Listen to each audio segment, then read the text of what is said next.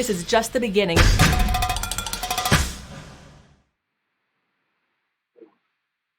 Hey everyone, thank you so much for joining us and welcome to Axios News Shapers. I am Dion Rabowen. I am coming to you from New York, my home here. As we all, or at least most of us still shelter in place, working from home, I am doing the same. You are joining us whether you're watching from Facebook, YouTube, Twitter, or on the Axios website. Thank you very much for being with us. We've got an incredible program, News Shapers honoring Juneteenth. I want to say thank you to our sponsor, Bank of America, for this event. Please, if you're on Twitter or on Instagram, please follow along the hashtag Axios Events. That's Axios Events, or you can follow along with @Axios, our Twitter account. I will be tweeting updates from this program. For the latest news, please check in with Axios.com. And of course, please sign up for the Axios Markets newsletter. That's the one I read. So look, joining us right now, I want to get right to it. This is a man who I'm very excited to talk to, and I hope you're all very excited to hear from. He's coming to us from Bethesda, Maine. He's the founder of Black Entertainment Television, Robert Johnson. Mr. Johnson, how are you today? I'm very good. How are you? I'm also doing well. Thank you so much for being with us. My pleasure. And look, I just want to jump right into it. This is Juneteenth. I think it is a particularly apt holiday for African Americans because it's a holiday that doesn't celebrate a law being passed or the signing of some new congressional resolution or a president's speech. It celebrates the day in 1865 when slaves who had been free for months, who had been freed by Abraham Lincoln's Emancipation Proclamation, finally found out that they were actually free and were able to, in some cases, leave the plantations where they were being held in bondage. In some cases were not. But one thing I know you're working on is a $14 trillion program for reparations. And that's something that's revolutionary. It's definitely outside the box. And I think when folks hear billionaire Robert Johnson advocating for reparations, they think, wait, this is a man who can really speak to why the American dream is real, how anyone here can come and become literally a billionaire. So why are you, billionaire Robert Johnson, pushing for reparations, $14 trillion at this time? Yeah, let me answer that question. But before, I want to just give a little bit of a footnote to the issue of Juneteenth. And I think it indicates why reparations and other issues regarding the treatment of African Americans since slavery should be known as well. The actual emancipation of slaves did not come from the Emancipation Proclamation, because when Lincoln issued that, the country was still in the Civil War, and there were not troops in the South to enforce that emancipation. It was pretty much on paper. What freed most slaves, at least under the legal act, was something that was passed earlier, was the Confiscation Act. The Confiscation Act said that when the U.S. was at war against the South, they could seize property. You're in rebellion, the government could take property. And as a result of that, slaves were freed by the Confiscation Act. The Emancipation Proclamation sort of mobilized the emotion of the country based on the way it was written and what it stated. So now you move to Juneteenth, and the fact that Texas, while not in rebellion, the war was over in the other states, in the other original slave states. There were no Union troops in Texas. And so the slaves were not freed until one of the military generals or guys, Granger, arrived in Texas with Union troops and enforced the law that they had to be slaves had to be freed. However, Mr. Johnson, but I do want to make sure that we talk about reparations because we've only got a few minutes here for this segment. But history is important as well. Here's the thing. The point I want to make is when Granger freed the slaves, he said, you're free. However, if you are indigent, walking around with nothing to do, you can be arrested. And you better find yourself some work to do. So my point is, reparations is a demand on the part of African Americans that we be made whole for the wealth that was stolen from slaves and enforced through over 300-year period in de jure and de facto segregation and discrimination. And my position is that white America should recognize the debt and Black Americans should be proud to accept the atonement. And I believe if that happens, we'd see a better society, much more racial harmony. Once you combine apology with the forgiveness, and the apology in my call is for $14 trillion in cash to every 40 million African-American descendants of slaves. But I think, Mr. Johnson, what folks on the other side of this argument who don't believe that reparations should happen would say is, well, Robert Johnson is exactly why we don't need reparations. He was able to pull himself up by his bootstraps. He made a product that everyone loved, Black entertainment television, and he made literally $1 billion. How can he say that we need reparations and that Black folks haven't been made whole? The reason you say it, because I am 1 in 40 million. Or you can say, you can add all the other people who've made that kind of wealth and say they're 5 in 40 million. But you should ask yourself, what would have happened if there were no slaves, if African Americans were treated with equal opportunity after slavery? Maybe there would be 500, 600 Robert Johnsons. And what's wrong with that? This is a nation that believes in opportunity for everyone. So why shouldn't we present an equal playing field so you're not talking about one person out of 40 million or 10 people out of 40 million? I don't think anyone's saying that this is not a good thing. But what I think they're saying is $14 trillion is a big price tag. Somebody's got to pay that. Why should folks pay that money just so we can see, 40 or 50 more Robert Johnsons? Well, they should pay it because it is owed. The biggest wealth transfer that took place in this country has been slave labor going to plantation owners and people who own slaves. And that money circulated throughout this country for over 300 years. The one thing white Americans should know, slaves may have died, their children may have died. Money doesn't die. Money not only circulates, money multiplies.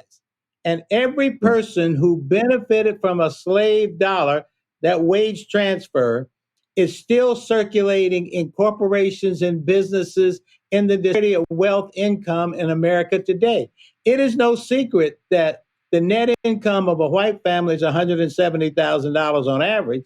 The net income of a Black family is $17,000.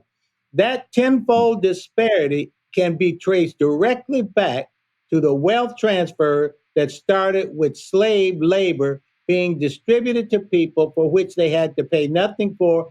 That's the best way I know to generate wealth, not have to pay for the work you get done.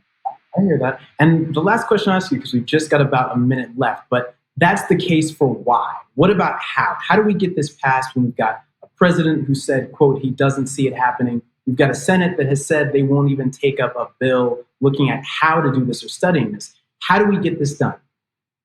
Well, two things. White America has to accept that they need to atone for racism. Without that, it'll never happen. When they do accept it, they will do like they do in other ways to provide funds to African Americans. They'll vote it on the taxpayers. The taxpayers pay for health care, even though some people don't use it. The taxpayers pay for schools, even though some people don't have children in school. The taxpayers pay for welfare, food stamps, and Section 8 housing for African Americans. It's the same thing. $14 trillion over 30 years is $11,000 for every 170,000 tax-paying American. You break it out on a daily basis, it's about $8 a day over 30 years. It's not a lot of money for forgiveness, and it's the only thing that'll bring this country back together. Well, Mr. Johnson, thank you so much again for joining us here on Axios Newsmakers. I really appreciate it. It was great to have you on. Thank you. My pleasure. We go to now our second guest. He is the Honorable Sylvester Turner, joining us live from Houston, Texas. He is the mayor of the city of Houston. Mr. Turner, Mr. Mayor, how are you today? I'm doing fine, and thanks for having me this morning. Thank you so much for being with us. Happy June. I want to start here because you've been a vocal advocate for change, and not just advocating for change, putting change in place. You pushed out a number of reforms on police departments, banning chokeholds, and instituting a number of the 8 can't wait principles that Campaign Zero has been advocating for, as well as pushing different measures within the city of Houston. I want to talk about the push from advocates to defund the police and to remove funding from the police. In your latest budget, you actually did the opposite. You gave police an extra $20 million for the upcoming fiscal year.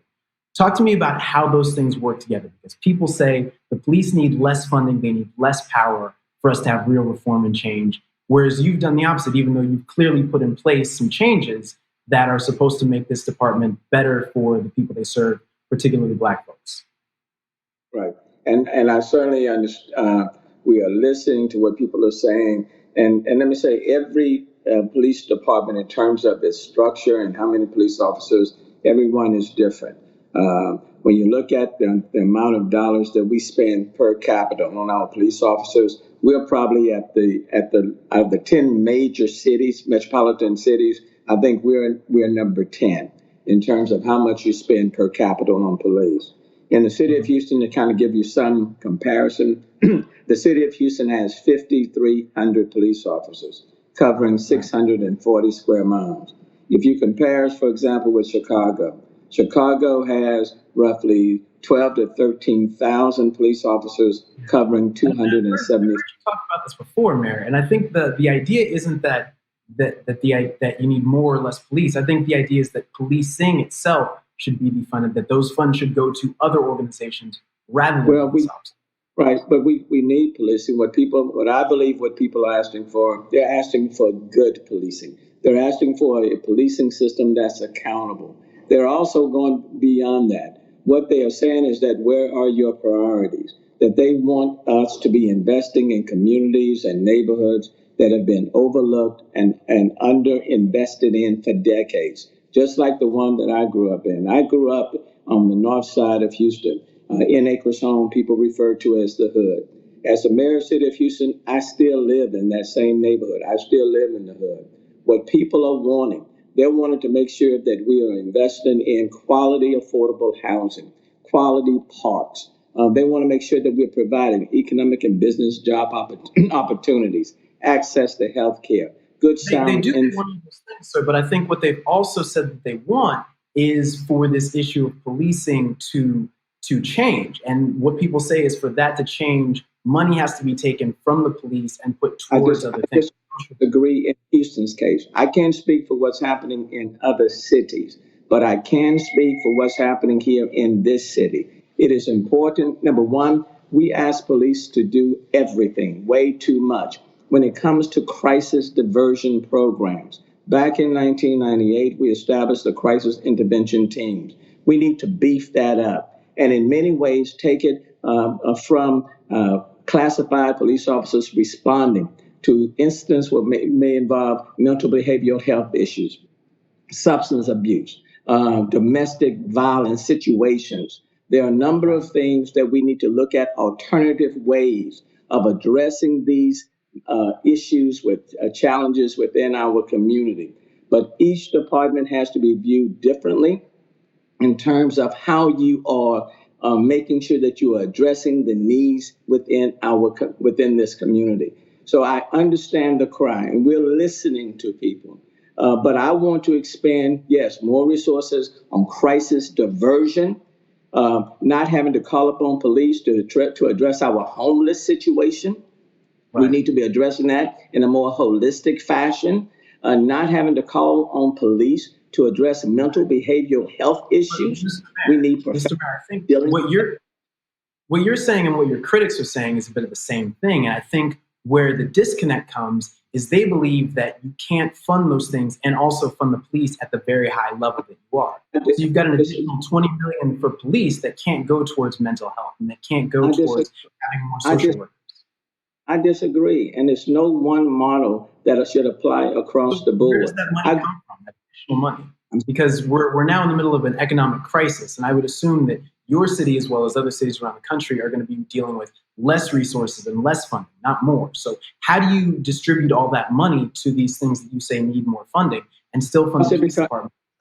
Because it requires a holistic approach. It requires a citywide approach where the business community, your nonprofits, your endowments all have to participate. Before George Floyd incident occurred, when I came in as mayor in 2016, I said to the people in this city, we have to focus on communities that have been underserved and under-resourced. So we established this initiative called the Complete Community Initiative, where you are driving resources directly into these neighborhoods to bring about transformation.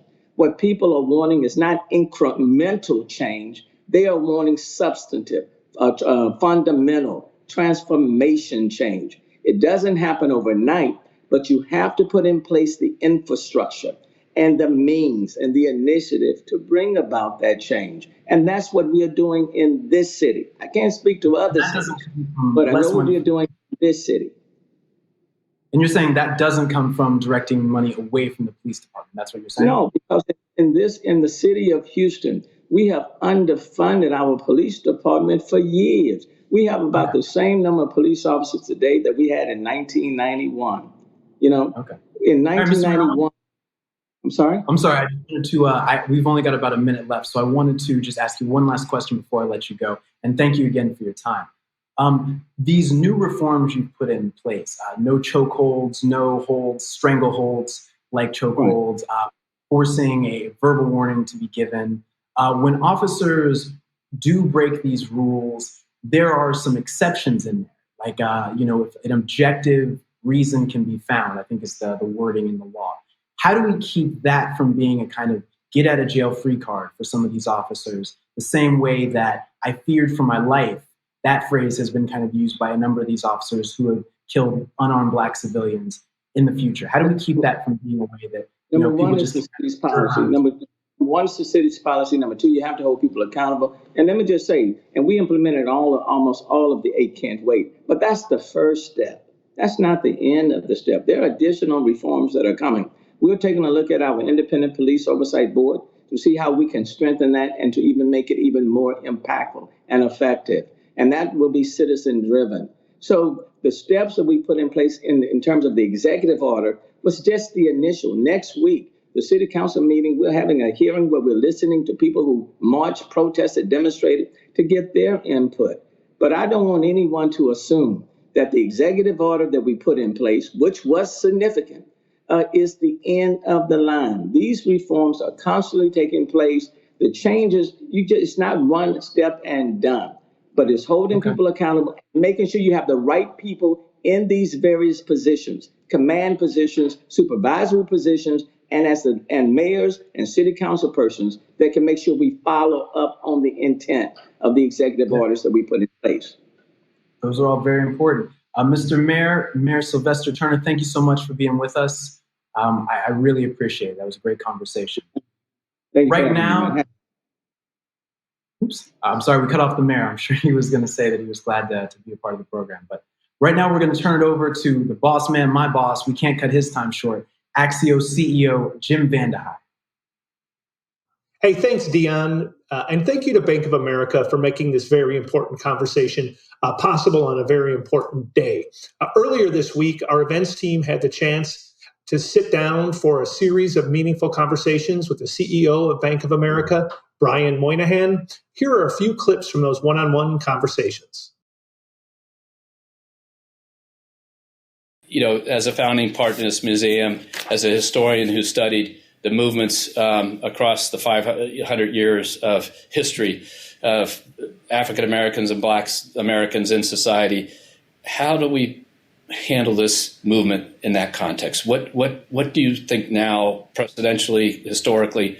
How do we think about that in the historical context of a long, long history?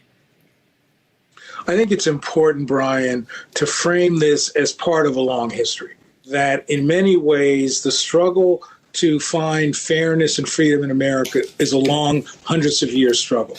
What I think is so powerful to me is that as I look at this moment, I realize that it illuminates so much. it helps us remember that American democracy has always been tainted by American discrimination and racism. And so what we see now are things that we've seen many times in the past. To be honest, as a historian, I'm a little tired of mourning. I'm a little tired of seeing these broken bodies. But on the other hand, what I'm seeing are several things that give me some hope. I'm seeing a diverse array of people protesting and demanding America change, demanding that finally America live up to its stated ideals. I see people around the country who, in many polls over years ago, thought that issues of race and discrimination were not important to this country. Now they're saying 70, 80% of Americans say this is important. And I see corporations like Bank of America saying, how do we help? How do we contribute to using this moment to be a tipping point? So for me, this moment is a clarion call to understand our history, to understand that this is part of a long arc. But it's also a clarion call to say this could be a tipping point. This could be the moment where we come together, we cross racial and political lines, and we demand fairness and freedom. So for me, this is a moment that we look back and learn through history, learn through the long history of protest. But we also learn that America has always been a work in progress and that there are moments where there have been great leaps forward. And my hope is that with this pain, with this dual pandemic, it'll also be a moment where there'll be a great leap forward. Let's talk about economic mobility, and then and then weave into that for me this virus and how it affected. We did what we did because we thought it affected these communities and they needed more. But talk about the healthcare and the economic. And why don't I start with you, Mark, and talk about your mayor. What does economic mobility mean to a mayor? And frankly, how does a company help? And how do you think about that? Economic mobility is all about hope and dreams and aspirations. Can I grow up poor? Can I grow up lower middle class? And can I lift myself? And will people and the system be on my side as I try to lift myself? Or am I stuck? The promise of America economically in the 20th century for the generation of people in the 20th century, mostly whites and immigrants, was that what made America different is that you were not destined to remain in the same caste or in the same class as your parents. That there was a real and meaningful opportunity to move up. The truth is that that kind of mobility has stalled. It's particularly stalled for African Americans. Even African Americans, there was some period in the middle 60s into the 70s and the 80s where there was some mobility. So we can't fix this if we think it's a little problem, if we think that it's something that one or two pieces of legislation or initiatives can correct. It really requires a sustained effort across the board. And why should we do it? Because the promise of America is that everyone can be a stakeholder and a shareholder and a participant in the American dream. Economic mobility, Mark gave a great definition at the start of his answers, how he defined that. How do you define it as a leader of Latinos in our country for Latino?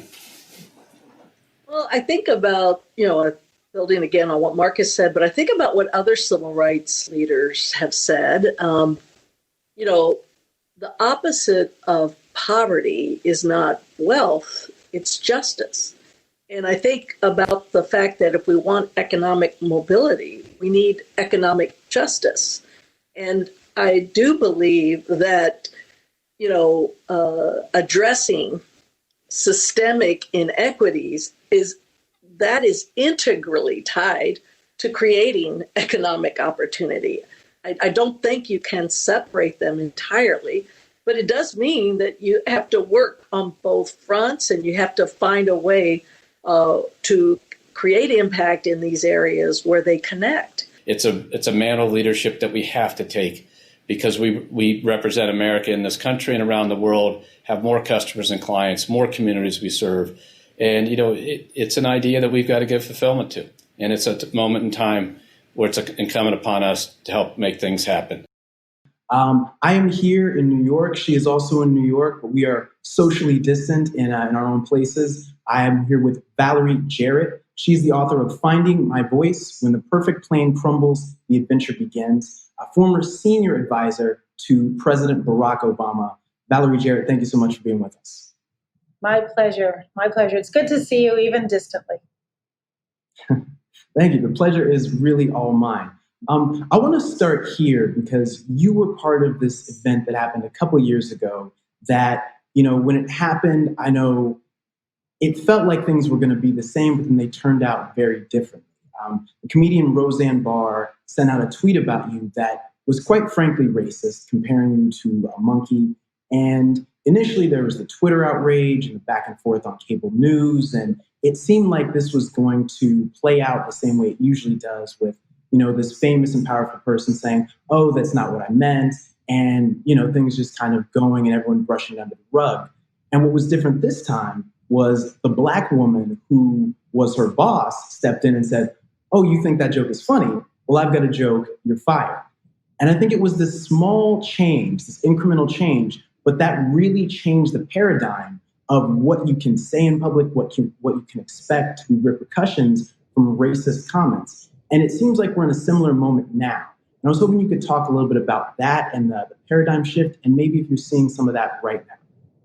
Yeah, I think what we're seeing all across our country are Americans who are saying, this isn't consistent with who we want our country to be. And I will say to you, Dion, I'm old enough to remember the civil rights movement, and we did see huge seismic changes during that time as a result of pressure from demonstrations. But what we're seeing today is really so much bigger and more robust in terms of all 50 states, people who are demonstrating of all races, of all ages, of all backgrounds, saying we have to do something about the state of race relations in our country. We have to heal wounds that have been going on for too long. And every single voice makes a difference. And I think what I encourage is for people to feel free to speak up, and that's how change happens. And it's not good enough to just say, look, I'm not a racist. What you have to say is, what am I going to do to help change our culture, to make it better? And there's something that we can all do individually. There's certainly something the business community can do. And we have a right to expect better of state, local, and federal government. Yeah. And you talk about people of all different races. When you look at these protests, you're seeing not just Black people out there, but white people, Latino people, Asians, people of all different races, ages. And one thing that we had happen recently, the Supreme Court overturned President Trump's order on DACA, or the Deferred Childhood Arrivals. Talk to me about that, how that relates to this movement, because I don't think a lot of people really equate the two, but you told me when we talked a little earlier that you see a string or a tie between those. Yeah, I think it's all about civil rights. The fact that the Supreme Court said that what President Trump did was unconstitutional, trying to end the right that President Obama gave them to stay in our country. I think also a couple of days ago, we saw the Supreme Court say that companies can't discriminate against the LGBTQ community in employment. All of these are very important steps that support the civil rights of our country being fair and equal to everyone. And that's what we should expect from our government. The government can't always change the hearts and minds of the American people, but what they can do is set the rules to say, if you do this behavior, there will be consequences. And I think we need to see a lot more of that at all levels of government. And here's the good news. Not only are people demonstrating, but cities and states around the country are changing their laws. They're banning the chokeholds. They're looking at no-knock warrants, such as we saw with Breonna Taylor in Louisville, and changing those laws. Even Congress, both the Senate and the House, in a bipartisan way, are trying to look for solutions. And I think we have to build on that momentum. And I encourage the demonstrators who are out there every day peacefully protesting to also remember the importance of voting. And we need to demonstrate, we need to push our elected officials to do better, and we also need to remind them that if they don't do what we want them to do, we can vote them out of office. Yeah. And one thing I was really hoping to talk to you was the specifics and the particulars there. You've been an advisor at the highest level. You've been inside the room where decisions are made and strategies are formed. what is something that people should be pushing their elected officials on, saying, you don't get my vote if you don't do this, or we're going to be out here demonstrating and riot and, causing a ruckus if you don't do this? Is there a one particular change or a regulation or a law that folks can look to and say, I need to get behind this and I'm going to throw all my weight behind it, or just a series of things that are going to make a big difference? Yeah, so this isn't a one-size-fits-all, and this isn't like there's a magic solution. But I'll give you one thing, for example, that's already underway. A couple of weeks ago, President Obama called on our nation's mayors to review their use of force policies with their community and determine whether they have it right. There are examples in the 21st Century Policing Task Force report that was rendered under President Obama of specific steps that we can take to improve that bond of trust between police and communities of color. And one of them is de-escalation. We have to train our officers to de-escalate. We have to look for implicit biases. We have to look at the equipment that we're using. We discontinued selling to local law enforcement military grade equipment. And we encouraged officers, get out of your car, get into the community, get to know them. And I think what we have a right to expect is a Justice Department that is robustly protecting our civil rights. When President Obama was in office, the Justice Department brought forth 25 pattern and practice investigations looking at local law enforcement offices around the country to determine if they actually had discriminatory practices that were systemic, not one-offs, but really systemic. We need a robust civil rights division that is helping local law enforcement with the training that they need to improve. We need early intervention before it gets to be a pattern and practice. And so I say this to say, in deciding where you want to vote, you should say, are the people who are in office actually worrying about the civil rights of all Americans and not just some Americans? And so I would say that at this point in our nation's history, protecting everybody's civil rights is front and center. I'm heartened to see the Supreme Court stepping up to do its job, but we, the people, have to do our job too. And if there are issues that you care about, whether it's climate change or reducing gun violence or reforming the criminal justice system, do your homework and see whether or not the elected officials who represent you or that are running for office are consistent with your priorities and your values. And it may not be 100%, but is it better than the other person? Yeah, and Ms. Jarrett, when you were in office, you talked about all those things that President Obama did, but through the course of time, from then to now, we've still seen this issue present. So what was it that has to change that didn't change as a result of those actions? What more can be done? Well, we were making progress when President Obama was in office. There were many cities that were seeking out assistance from the Justice Department on how to improve their police departments. So we were making great strides, but all of that effort ended when President Trump was elected. He discontinued the pattern and practice investigations. He stopped providing resources to local law enforcement to implement the 21st Century Task Force report. You have not heard him say anything over the last 3.5 years that recognized that he appreciates the fact that there is a problem between police and communities of color. That does not mean that every policeman or woman has an issue, but there is a systemic problem that we have to address, or we would not have initiated those 25 different cities for these pattern and practice investigations. And so it is frustrating to see the work that was underway that was abandoned that led to the deaths of Americans. And I think, look, and obviously we're both Black, but I'm sure when you were being raised, your parents gave you the same talk that all Black families give their sons. And I just want to say to the people who aren't Black who are listening, just imagine what that is like. Put yourself in the shoes of those Black families all across our country for all too long who have had to sell their sons and now their daughters. You can't behave like your white classmates or your white colleagues. You have a different standard. Imagine what it's like to go past statues or look at the Confederate flag and know that it is a reminder of slavery. And this I know that was definitely a flag is outrageous. Yeah, and I want to switch gears really quickly because we've only got a couple seconds left, but there's been this debate going on. I don't know if you've officially said, but I suspect that you'll be supporting Vice President Joe Biden in this election. I have There's been said, this and yes, debate I will. about Okay. There's been this debate about whether he needs to pick a Black woman as his running mate.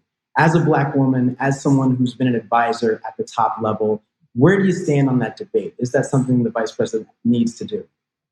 This is what I think. He has a good fortune of an embarrassment of riches of vice presidential candidates from whom he can select. There are many qualified African American women who are also names that we've been hearing about. But I think that Joe Biden knows better than anybody what he needs in a partner. We are going to face a recovery of the worst economic crisis in all lifetimes. We know we have a health crisis and health disparities. We have to tackle this pandemic and be prepared for the next wave. We have to restore that economy that I mentioned a minute ago. And we have to heal our country's racial tensions. And he should look for somebody who will be his partner in that effort. And I trust him completely to pick the right person. So this isn't just about winning a campaign. It's who's going to help advise him over the next 4 years. And I would also hasten to add, I care a great deal who is his attorney general. I care who's his secretary of state, the defense secretary.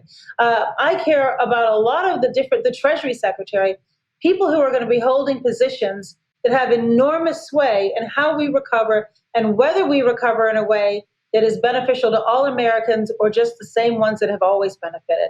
So I think we should look where people stand on issues, and we should look beyond just the vice presidential running mate and to all the senior positions that he picks as an example of what he stands for.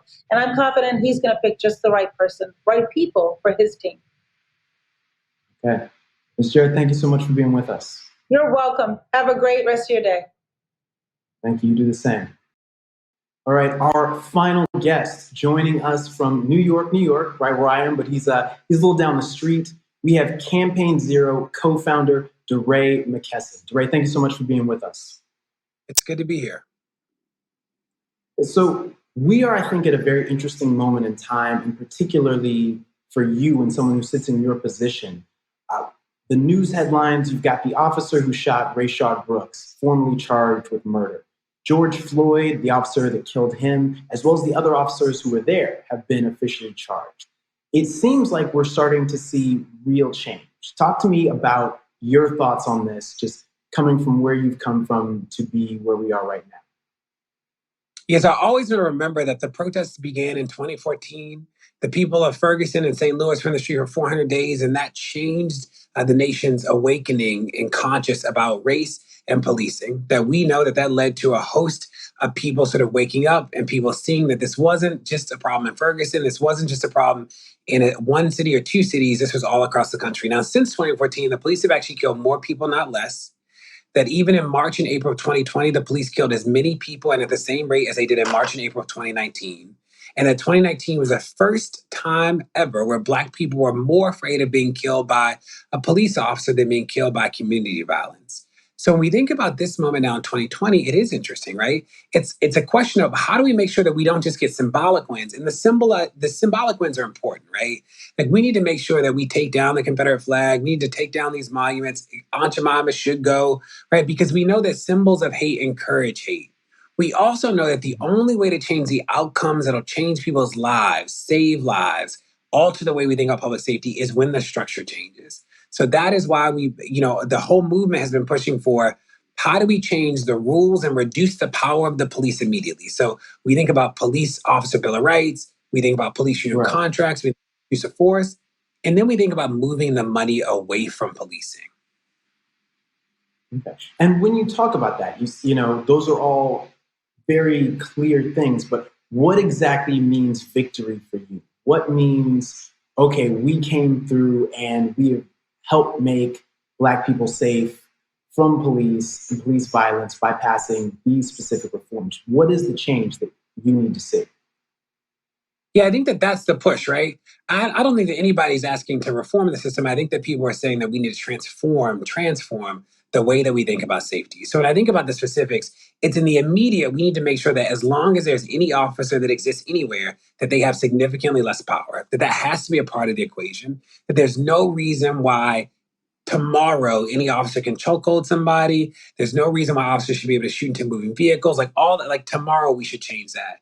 At the same time, in the next week, the next 2 weeks, as we go through the budget process, we should move as much money as possible out of police departments and put it in community-based solutions. And that's not even a wild idea.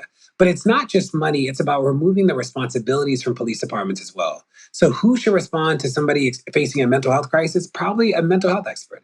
Who should respond to homelessness? Probably a social worker, not a police officer, somebody with a gun. So I think that those things actually matter. And the third thing is that we actually have to change the rules around discipline. So as long as there's any officer, as long as there's any police union, the contract should not be able to negotiate discipline, and the 15 laws that have a law enforcement officer Bill of Rights should not be able to stand.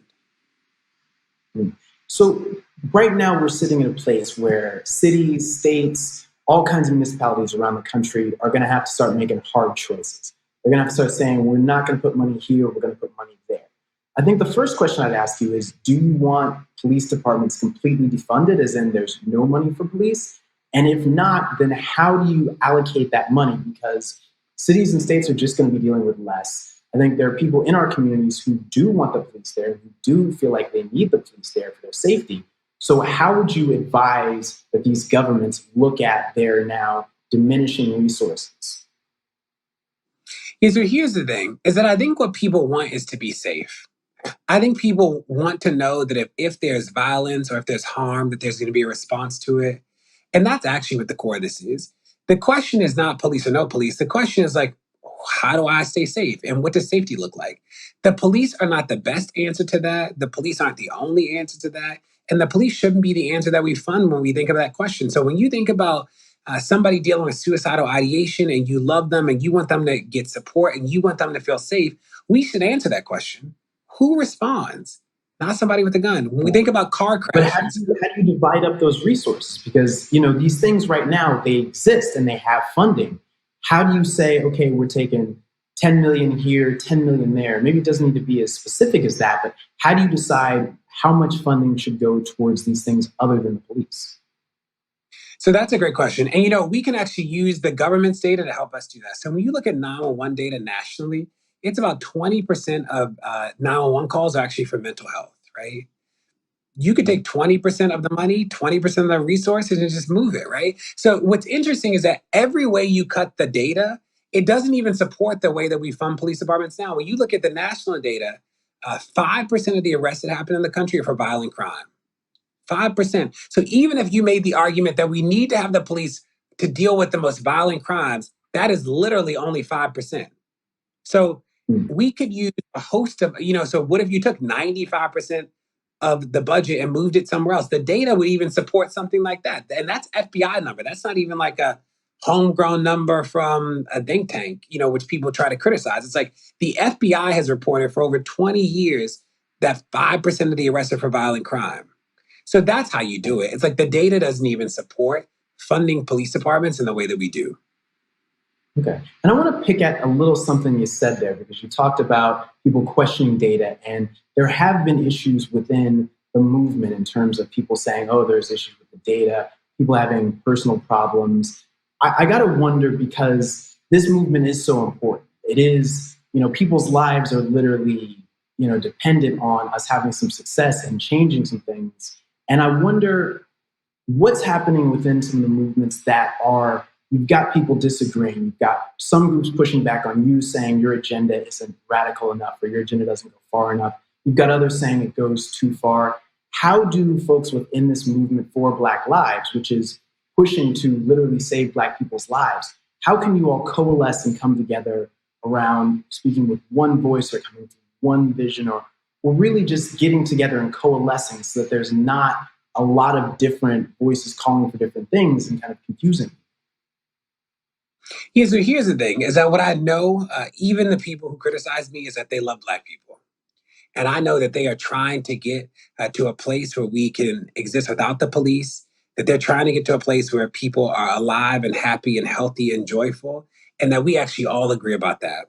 Sometimes we are not on the same road to get there, like we aren't having the same strategy, but we all want to end up in the same place. And I say that about even the people who have been very critical of both my approach and the way we think about data and the way we think about structures. I believe how do we really actually get folks together? Does everyone just need to get together in a room and hash it out?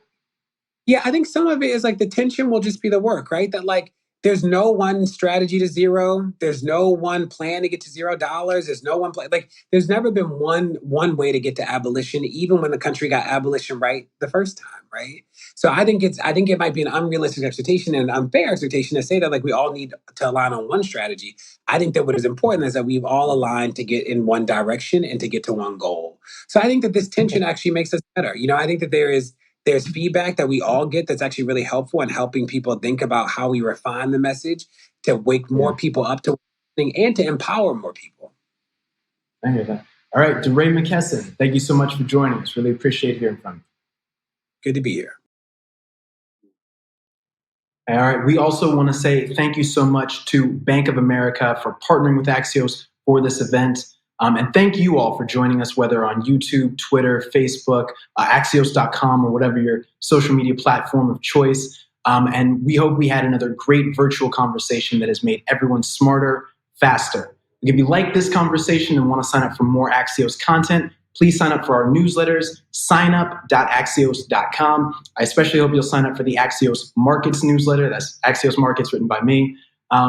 We also have 2 new podcasts coming out, Axios Recap and Axios Today. That's one in the morning, Axios Today, one in the afternoon, Axios Recap, hosted by Nyla Boodoo. She's going to host Axios Today, and Axios Recap hosted by Dan Primack. Thanks so much again for being with us. I'm Dion Rabowen. Thanks for joining Axios.